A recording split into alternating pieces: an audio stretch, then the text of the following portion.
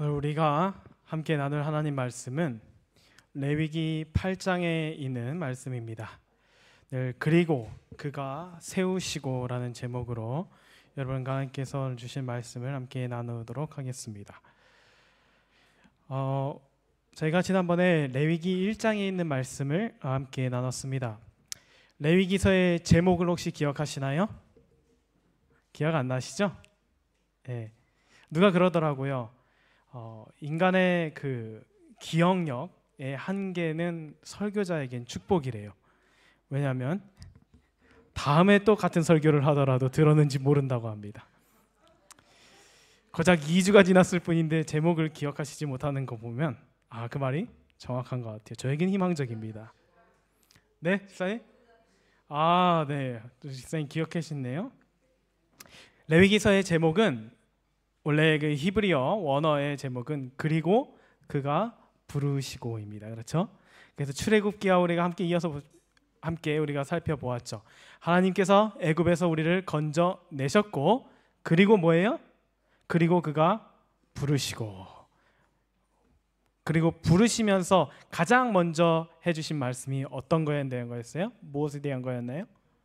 바로 제사, 예배에 대한 것이었습니다. 그렇죠? 그래서 저희가 함께 번제가 어떤 것인가, 하나님께 드려지는 그 예배의 참된 의미를 함께 보았습니다. 그래서 우리가 가장 소홀히 할 수 있는 것 바로 무엇이에요? 예물을 내가 준비해 가는 그 과정에 우리가 정말 그것을 다시 한번 돌아와 보면서, 그렇죠? 그래서 성전 다 와갖고 예물은 사는 거예요? 아닙니다. 그렇죠? 예수님께서 그거 보고 화내신 거예요. 예물을 그저 사갖고 그냥 오는 그 모습, 내가 키우고 내가 보살피고 내가 준비해온 예물이 아니라 그냥 때 됐으니까 와서 하나 사오는 것, 그리고 그런 예물을 파는 것, 예수님께서 그거 가장 미워하신다라고, 기뻐하시지 않는 모습이라고 우리가 함께 생각해 보았습니다. 그렇게 예배를 어떻게 드리는가 하나님께서 이야기해 주셨어요. 그리고 그 번제 뒤에 이제 이어지는 7장까지의 말씀은 또 다른 예배들의 형식에 대한 모습을 하나님께서 설명해 두셨습니다. 그래서 화목제, 속건제, 속죄제, 소제, 이런 여러 가지 제사들이 소개되어 있죠. 그것을 오늘 다 다루지는 않겠습니다.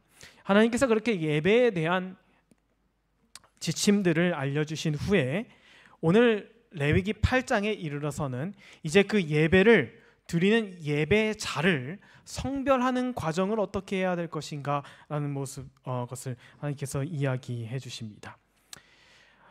성경에 보면 구약 시대에는 항상 예배를 주관하고 또 예배를 인도하는 사람들이 반드시 구별되어 있었습니다. 그렇죠? 그래서 그들이 레위 지파에서 특히 제사장들이 그러한 역할을 수행하게 되었어요.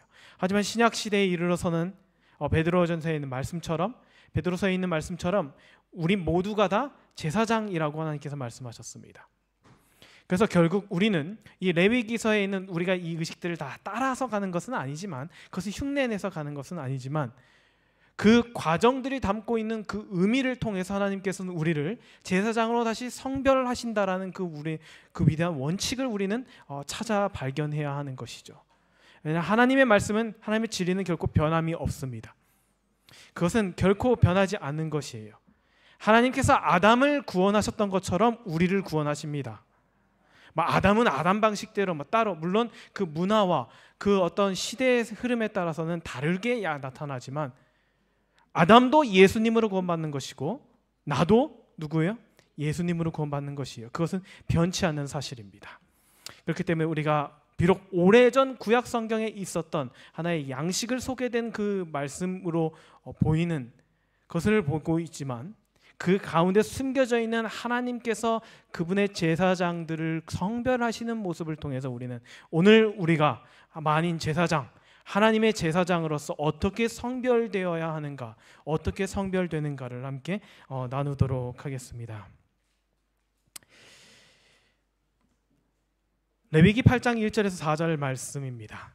여호와께서 모세에게 말씀하여 이르시되 너는 아론과 그의 아들들과 함께 그 의복과 관이와 속죄제의 수송아지와 숫양 2마리와 무교병 한 광주리를 가지고 온 회중을 회막문에 모으라. 모세가 여호와께서 자기에게 명령하신 대로 하매 회중이 회막문에 모인지라. 오늘 긴 제사장 위임식을 좀 간략하게 여러분께 소개해 드리겠습니다. 하나님께서 말씀하셨어요, 모세에게. 자, 내가 대제사장과 또 제사장을 세우기 원한다. 그러니 너는 이런 것들을 준비하고 모두를 모으라라고 이야기하셨습니다. 첫 번째, 위임식 준비 과정에 필요했던 것들은 먼저 준비물이 있었어요. 그것은 의복, 대제사장과 제사장이 입을 옷, 그 다음에 관유, 이것은 이제 그 안수할 때 사용하는 기름이죠. 그리고 속죄제를 드리기 위한 수송아지와 그 다음에 또 이 안수식을 그 위임식을 위한 숫양 2마리를 하나님께서 준비하라고 하셨습니다. 그리고 또 무교병 한 광주를 준비하라라고 이야기하셨어요. 그 다음에 온 회중을 회막문에 모아라라고 하나님께서 말씀하셨습니다. 그리고 모세가 그대로 그렇게 했죠. 그 다음에 계속해서 말씀을 보겠습니다. 그렇게 다 모인 회중에게 모세가 이야기합니다. 여호와께서 행하라고 명령하신 것이 이러하니라. 여러분, 이 지금 모세가 이 회중들 앞에서 강조하고 싶어하는 것은 이것입니다. 여호와께서 행하라고 명령하신 것이 이러하니라. 모세는 지금 하나님께서 이렇게 하라고 이야기하셨습니다 라고 그냥 단지 설교하는 것이 아니라 지금 무엇하고 하려고 하냐면 하나님께서 이렇게 행하라고 하셨습니다. 그러니까 저는 이렇게 합니다. 여러분도 그렇게 하는 모습을 보십시오라는 이야기까지 모세의 말에는 담겨져 있는 것이죠. 제가 오늘 말씀을 준비하면서 다시 한번 이 말씀을 읽으면서 사실 굉장히 양심의 가책을 느끼게 되었어요. 왜냐하면 저도 부족한 사람입니다. 항상 설교와 제 삶은 일치하지 않아요. 제가 그랬다면 벌써 하나님께서 데려가셨을지 모르겠어요. 엘리야처럼 말이죠. 항상 그럴 수는 없습니다. 우리가 저는 그 부끄러운 모습을 가지고 하는 사람이지만, 하지만 이 모세가 이 회중들에게 이야기하는 이 모습 속에서 여러분, 우리가 그리스도인으로 살아가면서 우리가 드려지는 이 예배가 어디까지 영향을 미쳐야 하는지를 우리는 거기서 엿볼 수 있는 것이죠. 모세가 하나님께 드리는 예배는 단지 사람들에게 가르치기 위함이 아니라 자신이 그것을 순종하는 그 과정이 포함되어 있다라는 것입니다. 그래서 이스라엘 백성들로 하여금 여러분, 이것이 하나님께서 행하라고 하신 것입니다. 그러니까 앞으로 제가 하는 모든 행동들은 하나님께서 하시는 것에 충실할 것입니다. 그러니 여러분도 제가 혹시 이런 모습을 보지 못하더라도 여러분도 이것을 제가 그렇지 않다라고 해서 여러분이 결코 그것을 경히 여기셔는 안 됩니다라는 말도 역시 포함되어 있는 것이죠. 그리고 모세가 그렇게 합니다. 이야기하고 나서 행하는 것입니다. 모세가 아론과 그의 아들을 데려다가 물로 그들을 씻기고 아론에게 속옷을 입히며 띠를 띄우고 겉옷을 입히며 에봇을 걸쳐 입히고 에봇에 장식띠를 띄어서 에봇을 몸에 메고. 복잡하죠? 간단합니다. 하는데 사실 씻고 옷 입는 거예요. 사실 굉장히 단순한 과정입니다. 하지만 여기에 굉장히 중요한 영적인 원칙이 숨겨져 있죠. 그것은 무엇이냐면 이것은 누가 지금 모든 것을 이끌어 나가고 있어요? 모세가 이끌어 나갑니다. 지금 모세는 누구를 예표할까요? 저예요? 아니요. 목사님이에요? 아닙니다. 장로님이에요? 아닙니다. 예수님입니다. 그렇죠? 모세는 예수님을 예표하는 사람입니다. 지금 누가요? 예수님께서 지금 아론도 이제 곧 예수님을 예표할 사람이 되게 되어 있습니다. 대제사장으로서. 하지만 이제 이것은 아론도 역시 사람이기 때문에 그 과정은 인간으로서 지금 먼저 준비되는 그 과정을 보여주고 있는 것이죠. 예수님께서 저와 여러분 우리 모두를 데려다가 무엇 하시겠대요? 씻기시겠대요. 근데 여기는 되게 중요한 게 있는데 뭐냐면요, 내 손으로 내 몸을 문댈 수가 없습니다. 씻는데 누가 씻겨줘야 돼요? 예수님이 씻겨주셔야 돼요. 사실 좀 부끄럽죠.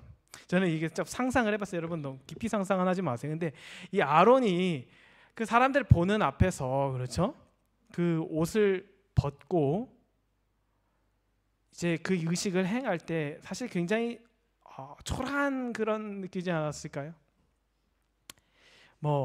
사실 사람마다 다 이렇게 감추고 싶은 것도 있고, 그렇죠. 막 근육질의 사람들은 뭐 옷을 막 훌러덩훌러덩 벗어 던지기도 하지만 일반적으로 사람들은 그렇게 원치 않습니다. 그렇게 앞에 다 적나라하게 내보내야 해요. 그리고 또 씻어줍니다. 근데 씻겨주는데 또 그 누구예요? 동생이에요. 또 그렇죠. 뭐 아버지면 좀 덜할지도 모르는데 동생이에요. 혈육으로 따지면 물론 이스라엘 최고의 지도자이기는 하지만 오늘 그 부끄러움을 여러분께 강조드리고 싶은 것이 아니라 그런 것마저 감수하면서 아론은 무엇해야 했냐면 가만히 서 있어야 해요. 자신이 더럽다고 씻어내면 안 됩니다. 여기 뭐 묻었는데 털어내면 안 돼요. 누가 해야 돼요? 모세가 해주어야 돼요. 그것이 정결의식의 첫 번째 원칙입니다. 우리는 스스로 정결케 할 수 없습니다. 누가 그것을 해주어야죠. 그리고 그 누구는 바로 예수님이십니다. 그래서 이 씻는 과정은 여러분 우리가 그냥 뭐 예를 들면 침례를 받았다, 내가 우리가 예수님을 믿는다, 고백했다 이 한마디로 이렇게 끝나는 것이 아닙니다. 씻는 과정은 정말 많은 시간이 필요해요.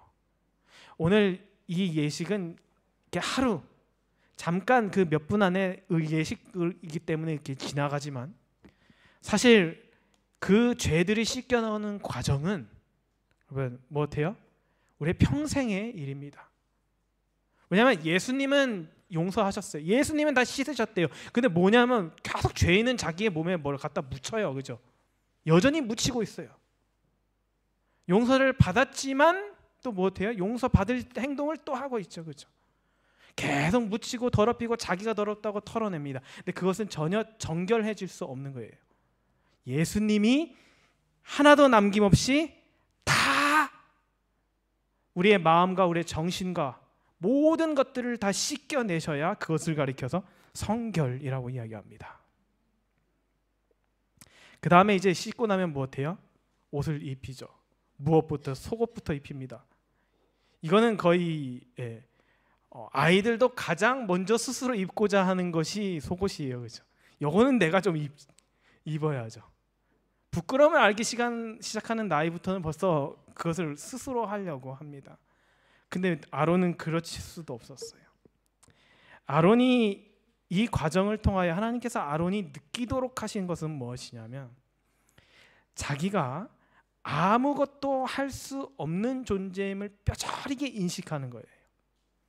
아니, 아무것도 할 수 없는 게 아니라 아무것도 하면 안 되는 존재가 되어야 되는 거예요. 그게 더 맞아요. 왜냐면 할 수 있어요. 속옷 누가 못 입습니까? 누가 옷 자기 혼자 못 입겠어요? 뭐 에봇이야 뭐 좀 걸치고 하는 거 뒤에서 도와주지만 그다음에 마지막에 머리 위에 관도 씁니다. 뭐 그거 사실 딱 자기가 올리면 되지 않습니까? 모자 혼자 쓰듯이. 그래서 그리스도인으로 살아간다는 것은 내가 할 수 없는 일들을 하나님께 맡기는 것이기도 하지만 내가 할 수 있음에도 불구하고 주님께 가져가는 것이 그것이 그리스도인의 올바른 태도라고 하는 것이에요. 아론은 그래야만 했습니다. 내가 입을 수 있고 내가 씻을 수 있고 내가 스스로 뭔가 할 수 있지만 아무것도 하지 않는 시간을 아론은 보내야만 했던 것이에요. 그래서 아무것도 허락되지 않았습니다. 스스로 먼지도 털어낼 수 없었고 스스로 무언가 걸칠 수도 없었고 그것을 다 모세가 다 해주는 거예요. 어쩌면 말이죠, 옷을 입는 데 있어서 모세보다 아론 스스로 하는 게 훨씬 더 편안하고 훨씬 더 잘할 수 있을지 모릅니다. 하지만 하나님께서는 그렇게 하지 말라라고 이야기하셨어요. 왜냐하면 그리스도인의 삶은 하나님 제사장이 되어가는 그 과정은 오로지 하나님께 완전히 의탁하고 맡긴 상황에서만 진행된다라는 것입니다. 전적으로 하나님께 의존하는 교훈을 그것을 통하여 경험하게 되는 것이죠. 여러분, 이게 세상의 정신과 완전히 정반대입니다. 세상은 스스로 옷 입는 법부터 알려주어요. 스스로 머리에 관을 쓰는 것을 알려줍니다. 그렇죠? 우리 학생들이 왜 그렇게 공부하는 줄 아세요? 스스로 머리에 왕관을 쓰고 싶어서 그래요. 솔직한 거 아닙니까? 우리 어른들 그래서 공부하셨잖아요. 내 옷에, 내 몸에 무엇을 걸치려고요? 거적대기보다는 멋있는 옷을 걸치기 위해서 내 머리 위에는 무엇을 보이지는 않지만 사람들이 우러러보는 무언가를 쓰고 싶어서 세상은 그렇게 가르칩니다. 스스로 옷 입고 스스로 관을 쓰고 스스로 높아지는. 근데 제사장은요? 제사장은 예수님으로 말미암아 정결하게 되고 예수님으로 말미암아 옷을 입고 예수님으로 말미암아 세움 받는 것입니다. 그것이 제사장이 되는 과정이 참된 의미예요. 아론이 이제 옷을 완전히 입었습니다. 그리고 나서 이제 뭐 여러 가지들을 입게 되어요. 이렇게 방울도 달렸다 그러고요. 성류라고 불리는 그 보석기 달린, 그래서 소리도 나면서 누가 봐도 못해요. 대제사장, 그렇죠? 누가 봐도 세상 표현으로는 높은 사람 이런 표현 사용될 만큼 그런 옷들을 입어요. 그 다음에 여기에는 또 보석 12보석이 달려 있습니다. 이거 뭐 어디 내놔도 손색 없는 옷이죠. 근데 거기에 중요한 관을 딱 쓰게 되는데 거기에 뭐라고 붙여져 있냐면 여호와께 성결이라고 쓰여져 있습니다. 저는 이 관이 참 멋져요. 여호와께 성결. 하나님 앞에 성결해야지만 쓸 수 있는 관입니다. 그것은 그 어떤 사람도 사양 쓸 수 없어요. 여호와께 성결되기 전까지는 말이죠. 그래서 그 관을 쓸 때마다 얼마나 이 아론이 두려웠을까요? 이거는 말이죠, 내가 얼마나 잘났는지를 보여주는 그게 아니라 내가 하나님 앞에 성결한지를 확인할 수 있는 관이에요. 성결하지 않은 자가 그 관을 쓰는 순간 하나님의 영광으로 인하여 그는 생명을 잃게 됩니다. 여러분, 우리는 대제사장이 아니어서 그 관을 쓰진 않지만 예수님께서 그 아론이 쓴 그 관을 보면서 그 제사장들이 무슨 생각을 했을까요? 아유, 저 대제사장 저 높은 사람 나도 저렇게 되고 싶다. 그거는 세상적인 생각이죠, 그렇죠? 하나님의 성전에서 그것을 마주할 때마다 문득문득 무슨 생각이 들렸을까요? 야, 여호와께 성결해야 돼. 나는 여호와께 성결해야 되는 사람이야.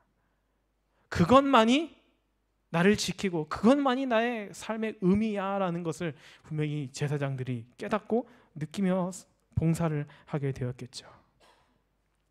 계속해서 말씀을 보겠습니다. 말씀을 보기 전에 이 위임식을 잠깐 간략하게 소개해 드릴게요. 위임식이 본격적으로 진행되기 전에 준비가 마쳐지고 이제 모세가 아론과 아들들을 씻깁니다. 예복도 입혀요. 그 다음에 모세가 준비했던 관유를 성막과 모든 기구에 바릅니다. 이제 구별되는 거예요. 이것이 성별되는 거예요. 거룩하게 되는 것입니다. 그 다음에 이제 마지막으로 모세가 아론에게 관유를 붓습니다. 그러면서 아론이 성별 되는 것이죠. 성결하게 되는 것입니다. 그 다음에 이제 모세가 속죄제를 드려요. 죄를 사하는 제사입니다. 그 다음에 모세가 번제를 드리게 되어요. 이 아론과 다른 대제사장과 이 제사장의 가장 큰 차이 중에 하나는 무엇이냐면 제사장들의 임명은 모든 번제가 끝난 다음에 이루어집니다. 근데 아론 대제사장은 제사가 시작되기 전에 이루어져요. 왜냐하면 이 아론은 예수님을 대표하기 때문입니다. 예수님은 피 흘림이 필요하신 분이 아니죠. 그렇죠? 예수님은 완전하신 분이요, 하나님이시기 때문에 예수님은 아버지 하나님께서 아들 하나님을 세상의 구주로 보내셨듯이 예수님은 그저 아론은 관유를 머리에 부음으로써 성결하게 되고 대제사장으로서 위임받게 됩니다. 하지만 다른 제사장들, 즉 우리들은 무엇해야 돼요? 제사장으로 위임되기 전에 무슨 과정이 필요합니까? 반드시 예수님의 피 흘림이 필요한 것이죠. 그래서 속죄제, 번제가 드려진 후에 일반 제사장들은 위임되게 됩니다. 모세가 그렇게 하나님께서 말씀하신 대로 했다고 성경은 이야기합니다. 오늘 레위기 1장이라고 되어 있는데 8장에 있는 말씀이에요. 8장에 보면 계속해서 이런 표현이 반복되어 있습니다. 여호와께서 모세에게 명하심과 같았더라. 여호와께서 모세에게 명하심과 같았더라. 저는 이렇게 한번 살아보고 싶어요. 좀 제발 좀 그렇게 살아보고 싶습니다. 하나님께서 나에게 명하신 대로 행하였더라, 살았더라. 좀 이것 좀 해보고 싶습니다. 맨날 기도할 때마다 못해요. 우리 못 사는 거 이야기하잖아요. 아, 하나님 이렇게 이야기하셨는데 저는 오늘 이렇게 못했습니다. 그렇죠? 제사장이 되는 것은 평생의 과정입니다. 그래서 이게 하루에 끝나는 것이 아니라 성경에 보면 일주일 동안 이 위임식을 반복해요. 7일 동안.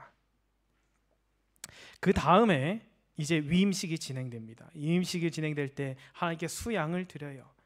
그 다음에 이제 아론이 이제 그 아들들과 함께 딱 있고, 모세가 이제 마지막 진짜 이 제사장으로서 마지막 그 단계인 위임식을 합니다. 이때 그 수양을 잡고 그 피를 취해서 오른 귓부리와 또 오른 엄지가락, 그다음에 오른발 엄지가락에 발랐다라고 성경은 이야기합니다.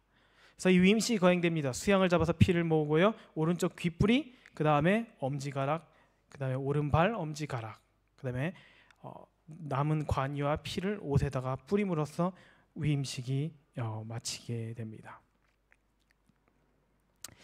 하나님께서 모세에게 그 수양의 피를 어디에 바르라고 하냐면 귀에 바르라고 하셨어요. 그 다음에 엄지 손가락에 바르고 엄지 발가락에 바르라고 이야기하셨습니다. 그것은 우리가 성별되는 그 우리의 어떤 우리의 삶 전체가 성별돼야 한다라는 것을 상징하는 장면이기도 합니다. 오른쪽 귓부리, 귀를 성별해야 해요. 그 다음에 오른쪽 손 행하는 것을 성별해야 합니다. 그 다음에 오른쪽 발, 내가 가는 그 발걸음을 주님께 성별하겠노라는 서약이 여기에 있는 것이죠. 여러분, 이거 정말 저는 이게 제일 어려운 것 같아요. 맨날 이상한 것만 듣습니다. 이상한 게 귀에 그렇게 잘 들어와요. 그렇죠? 다른 사람 안 좋은 이야기 얼마나 입 타고 그냥, 그렇죠? 사람들이 홀깃해해요. 심지어 길 가던 사람들도 안 좋은 이야기나 안 좋은 소리 수근수근 되는 거 있으면 사람들이 관심 갖습니다. 그 귀를 성별하도록 하셨고, 엄지 손가락 상징입니다. 엄지 손가락, 그렇죠? 우리의 행실들을 의미해요. 어디요? 어떻게 무슨 행동을 해야 할지. 사실 말이죠, 거의 대부분 그리스도인들은 하지 말아야 할 행동들을 잘 하지는 않습니다. 우리가 뭐 그렇게 큰 범죄를 저지르며 살아가지 않잖아요. 그렇죠? 근데 제가 봤어요. 과연 나는 이 손가락을 어디에 가장 잘못 사용하고 있을까? 근데 실제 손가락으로는 나쁜 행동을 많이 안 해요. 누구를 해코지 때리지도 않고요, 뭐 누구를 꼬집지도 않고요, 이런 건 잘 안 하는데 제일 잘하는 게 뭐냐면 마음속 손가락은 아주 잘 써요. 뭐합니까? 다, 그죠? 너. 하나님께서 그 모든 것들을 못하게 하려면 주님을 위해서 성별하도록 하셨습니다. 그러니까 이 제사장들은 그런 것들을 경험하면서 자신이 무엇을 듣고 무슨 일을 행해야 하며 어떤 마음가짐으로 발걸음을 옮겨야 하는지를 거기서 결정하고 거기서 주님 앞에 헌신하는 과정에 들어가게 된 것이죠. 하나님께서 이 모든 것들을 다 행하도록 하셨습니다. 그리고 마침내 관이와 옷에 피를 뿌리면서, 관이와 피를 이제 옷에다가 뿌리면서 위임식이 일단락 되게 되는 것이죠. 하나님께서 이 위임식을 마치시면서 이 위임식을 하루 만에 끝내는 것이 아니라 이것을 7일 동안 하라고 이야기하셨습니다. 그리고 위임식이 마친 날까지 7일 동안은 회막문에 나가지 말라라고 하셨어요. 딱 그 공간 안에서 위임식을 똑같은 것을 하는 것입니다. 7일 동안. 좀 지겨운 것 같기도 하죠. 그렇죠? 만약에 여러분 우리 예를 들자면 안식일을 7일 연속으로 보낸다라고 생각하시면 아마 여러분들 표정이 별로 안 좋아지실지 모르겠어요. 우리 내일도 이렇게 합니다. 모레도 이렇게 합니다. 아시겠죠? 다음 안식일까지 계속 이렇게 할 겁니다. 그러면 아마 표정들이 좀 안 좋아지시도 못해요. 저 뭐 해야 돼요? 뭐 해야 돼요? 그렇죠? 하나님께서 왜 이렇게 복잡한 절차들을 명하시면서 이것을 또 반복되게 하셨을까? 성경에 나온 숫자들은 의미들을 담고 있습니다. 7은 어떤 숫자예요? 완전수를 의미합니다. 그렇죠? 완전수. 그래서 뭐냐면 완전한 거룩을 향하여 가는 것입니다. 이 완전한 거룩이란 완전한 사람이 되는 게 아니에요. 그러면 아무도 제사장 못합니다. 그렇죠?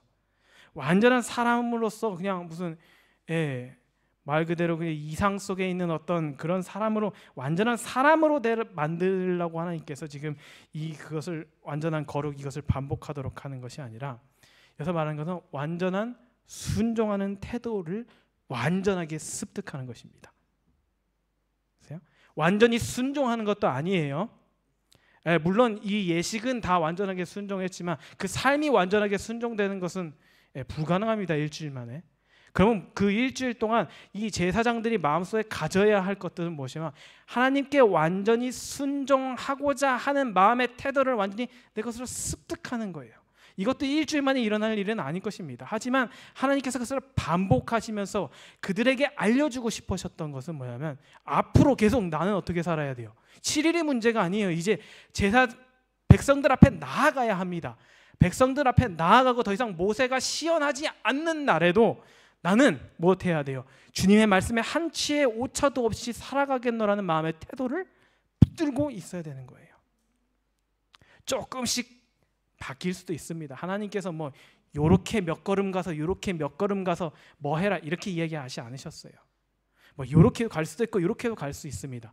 하지만 반드시 지켜야 하는 원칙들과 순서들은 못해요. 내가 완전하게 내 몸에 하나님 말씀에 순종하겠다는 태도를 습득해서 하나님께서는 제사장으로서 사역을 하도록 이야기하셨다라고 하는 것이죠. 우리가 흔히 이렇게 생각해 볼 수 있습니다. 하나님 그냥 뭐 이렇게 좀 기도하시고 내가 택했다 이런 것도 보여주시고 선언하고, 그것도 뭐 예배도 그렇죠.